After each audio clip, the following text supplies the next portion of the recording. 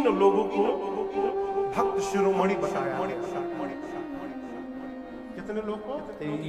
एक प्रहलाद जी को, एक भरत भैया को और तीसरे गरुण जी बताया। ये भक्त शिरोमणि है।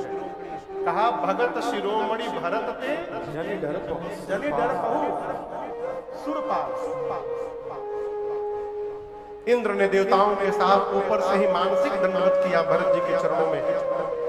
भरत जी सबको लेकर मंदाकिनी जी के किनारे चित्रकूट में पहुंचे हैं। आपको बताऊं, जिस गांव के बगल से राम जी गए थे उसी गांव के बगल से भरत जी जा रहे हैं। राम जी सांवले थे तो भरत जी कैसे हैं? जोर से बोलिए, जोर से बोलिए, सांवले। लक्ष्मण जी गोरे हैं तो शत्रुघ्न जी कैसे हैं? गोरे हैं।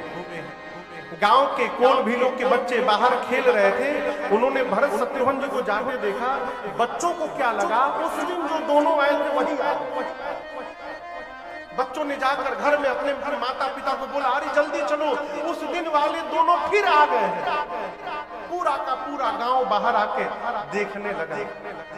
एक बूढ़े लोग बोले कि वही है काल, देखने में उनके ही जैसे लग रहे हैं। एक ने कहा नहीं नहीं, ये वो नहीं है, वो दोनों तो हंसते हंसते जा रहे थे, ये दोनों रोते रोते जा रहे हैं, ये उस दिन वाले नहीं है दोनों। एक ने कहा मैं बताऊं कौन है, मुझे तो लग रहा है कि उस दिन जो दोनों आए थे ना, ये दोनों उनके भाई हैं, एकदम उनके जैसे ही है। हमको लगता है कि वो लोग घर से रूठ के चले आए हैं ना, तो ये दोनों उनको रोते रोते मनाने के लिए जा रहे हैं। एक ने कहा कि फिर हम उपाय बताएं। उस दिन वालों से हम लोग बहुत कहे कि अपने साथ रख लीजिए, वो नहीं रखे, छोड़ के चले गए।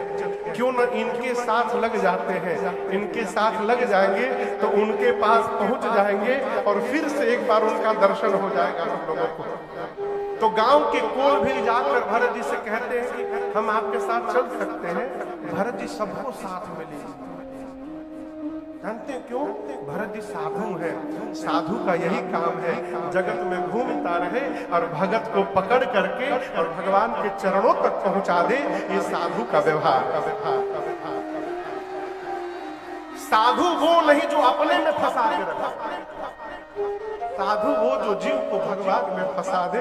ये साधु का व्यवहार है। भरत जी सब विधि साधु, सबको लेकर भरत जी पहुंचे मंदाकिनी जी के तक और दर्शन करिए। गोस्वामी तुलसीदास जी भी अपने को मानसिक रूप से भरत जी के ही पास रखे। कहते वहां राम रजनीय अवशेषा, कहां? वहां। तो गोस्वामी जी कहा यहाँ कहा? भरत जी के पास। गोस्वामी जी भी जानते हैं राम जी के चरणों तक पहुंचना है यदि, तो भरत जी जैसे साधु के पास रहना पड़ेगा। इसलिए गोस्वामी जी भी अपने को भरत भैया के ही पास रखे। कहते हैं वहां राम की जगह सीता मैया ने कहा, प्रभु मैंने भोर बेला में स्वप्न देखा है, भरत जी आ रहे हैं, वियोग के कारण उनका शरीर दुर्बल हो गया है, साथ में माताएं हैं, माताओं का स्वरूप मंगल नहीं दिखाने। राम जी कहते हैं सीधे भोर बेला का स्वप्न कहीं सत्य न निकल जाए। भगवान इतने व्याकुल हो गए, लक्ष्मण जी को लेकर भगवान शंकर का पूजन करने लगे। पूजन करके मुनियों का आदर सम्मान करके भी भगवान बैठे ही थे, तब तक अचानक सनमान सुरमुनि बंदी बैठे उतरत से घट भय नभ धूरि खरत कधूरि भागे निकल प्रभुवास मारे तुलसी उठे अवयोगिकारी साहब सचकित रहे सब समाचार विराज को नहीं आई गई अवसर कहे हम आई गई अवसर कहे हम आई गई अवसर कहे। अचानक उत्तर दिशा के आकाश में धुआं भर गया, पक्षी चहचहा कर भागने लगे। भगवान आश्चर्यचकित हुए, हुआ क्या? तब तक कुछ कोल की रात ने आकर राम जी से पूछा, प्रभु आप ही के जैसे कोई आपके भाई है क्या? राम जी बोले, हाँ है ना है। कुल की रातों ने कहा कि उनका नाम भरत है क्या? राम जी बोले, उनका नाम भरत है, क्या हुआ? कुल भीलों ने कहा, प्रभु भरत जी आ गए। गोस्वामी जी कहते हैं सुनत सुमंगल मन प्रमोद तन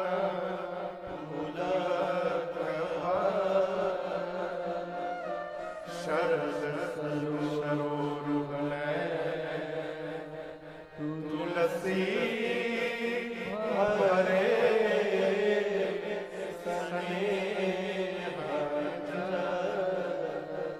जैसे मेरे प्रभु ने सुना भरत जी आ गए, श्री रघुनाथ जी के शरीर के एक एक रोग पे खड़े हो गए, नेत्र से प्रेम के अश्रु झरझराने लगे, भगवान भाव में डूब गए।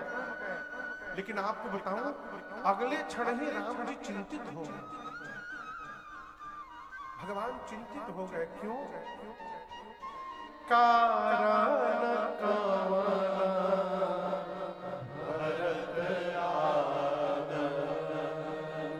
क्यों आ गए भरत जी, यहाँ क्यों आ गए?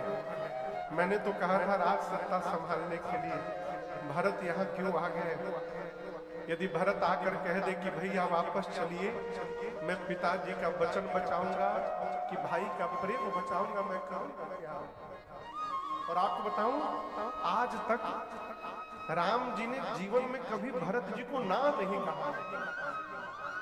कबहू न कीन मोर मन भंगुर, भरत जी कहते हैं मैं करूंगा क्या?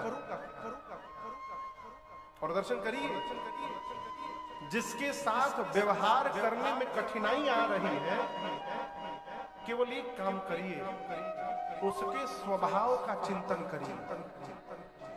किसका? बोलिए बोलिए, स्वभाव का। एक बार स्वभाव समझ में आ जाए, फिर व्यवहार करने में कठिनाई नहीं होती है जीवन में। राम जी जैसे द्वंद्व में पड़े, भगवान भरत जी के स्वभाव का चिंतन करने लगे, और जैसे भरत भैया का स्वभाव का चिंतन किया, राम जी प्रसन्न हो गए। कोई बात नहीं, आने दो मेरे भरत को, मैं जानता हूं भरत कहे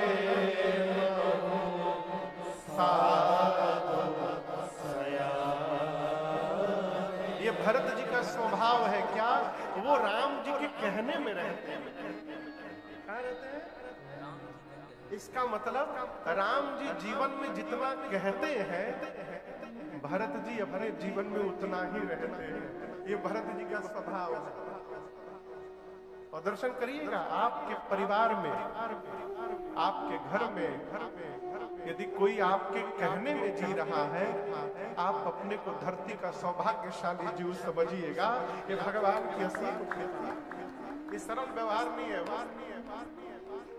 राम जी बोले कोई बात नहीं, मेरे भरत साधु हैं, आने दो। कल भी भरत वही करेंगे जो उनके भैया राम कहेंगे, तो फिर किस बात की चिंता? आने दो भरत जी। लेकिन यहां बताऊं, लक्ष्मण जी आवेश में आ गए। लक्ष्मण जी को पता चला कि भरत जी चतुरंगिनी सेना लेकर के आ रहे हैं। निकाल लिए धनुष बाण, चढ़ा दिए, गरज उठे लक्ष्मण जी, मार दूंगा, भरत शत्रुघ्न को मार दूंगा।